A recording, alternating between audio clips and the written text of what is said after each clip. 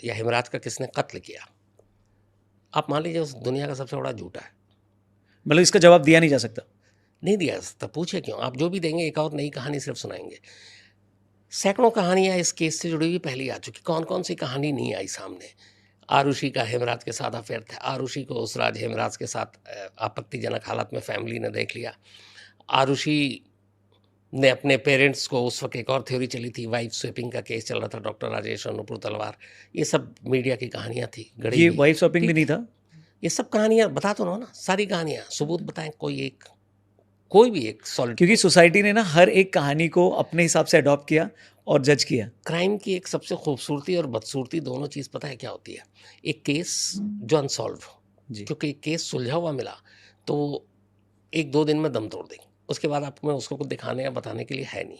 एक केस जो high profile हो गया, हाई प्रोफाइल भी कौन, मीडिया ही करता है, और दूसरा अनसॉल्व जिसका पता नहीं हो कि कातिल कौन, रेपिस्ट कौन, तो जिसमें कौन सवाल आता है ना, वो लंबी स्टोरी चलती है।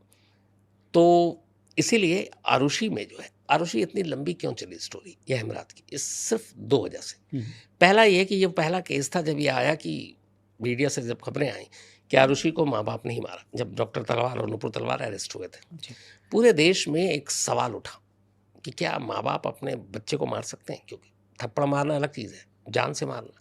छोटे छोटे बच्चे उस वक्त अपने माँ बाप से डरने लगे थे, पूछते थे कि क्या मम्मी पापा मार देते हैं? ये वो सवाल था जिसने इस केस को जिंदा रखा 50 दिन तक, और इस सवाल का जवाब हर कोई जानना चाहता था कि वाकई आरोसी के कातिल उसके माँ बाप हैं, और जवाब कोई था नहीं, कहानियां बेशुमार आ रही थी। उसके बाद क्या हुआ?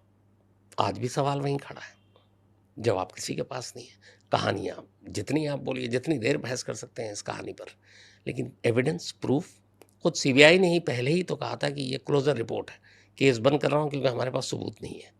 सीबीआई कोर्ट ने कहा गाजियाबाद की कि आप इसी क्लोजर रिपोर्ट को चार्जशीट में बदल दीजिए, कोर्ट की भी गलती थी।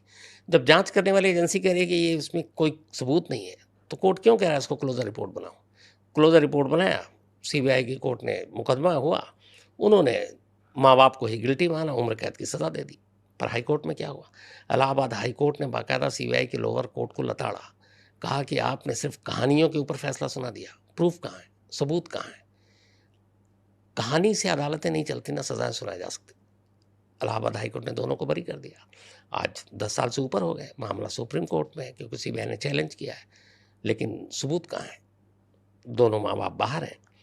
आरुषि हेमराज का कातिल कौन है? कोई नहीं जानता। आपकी इन्वेस्टिगेशन कहाँ पे अराइव हुई थी, कहाँ पे जाके रुकी थी? मुझे जाहिर सी बात है कि मैं ये इस पोजीशन में नहीं कि मैं, मुझे लगे कि